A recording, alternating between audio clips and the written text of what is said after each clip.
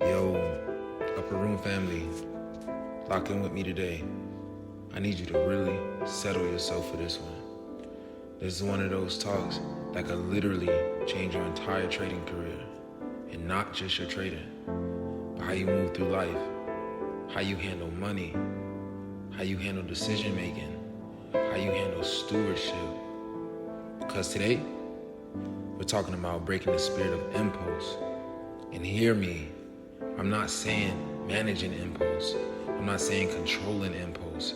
I'm saying breaking it. Because the spirit of impulse is one of the biggest wealth destroyers, purpose blockers, and legacy stealers out here. And it is absolutely rampant in the trading game. And if you don't get free from it, if you don't recognize where it's rooted, how much strategy you know, you will keep sabotaging yourself cycle after cycle. And I love y'all too much to let that happen. See, we gotta start by understanding what impulse really is. Impulse is not just about taking a quick trade, click happy moment. It's not just, dang, I broke my rules. No, impulse is spiritual. Impulse is rooted in a lie about the nature of God and the nature of provision. Impulse at its core says, if I don't take this opportunity right now, it won't come again. And that lie is dangerous because it places the weight of provision on you instead of God. It says, I have to grab this now or I'll miss out. It says, I can't trust that another opportunity will come. It says, I better hustle this into my hands or it won't happen. But Philippians 4:19 tells us the truth. And my God will meet all your needs according to the riches of his glory in Christ Jesus.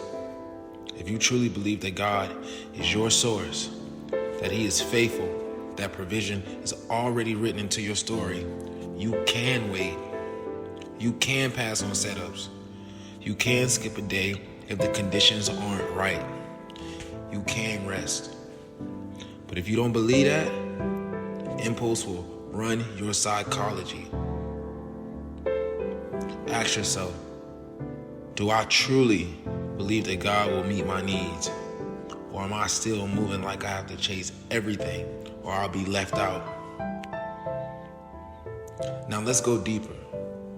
You have to understand this, family. The market is designed to trigger impulse. That's why it moves the way it moves.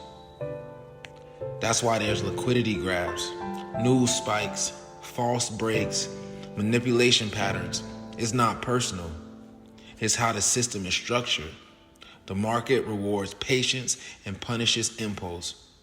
Every candle wick is designed to pull on your emotions. Every sharp move is testing your ability to sit still.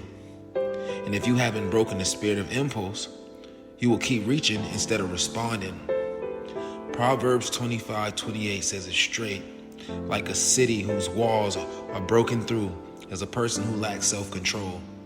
When you lack self-control, when you trade from impulse, your spiritual walls are down. The enemy can hit you there. The market can expose you there. And that's how consistent edges get wasted. Let's go even deeper. Because for many of us, impulse is not just a trading issue, it's an orphan issue. If you grew up in lack, impulse will often be tied to a fear of never having enough.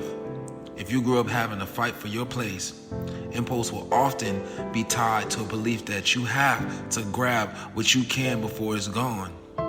If you grew up in survival mode, impulse will often be your default because you were trained to survive, not the steward. Family, hear me in love.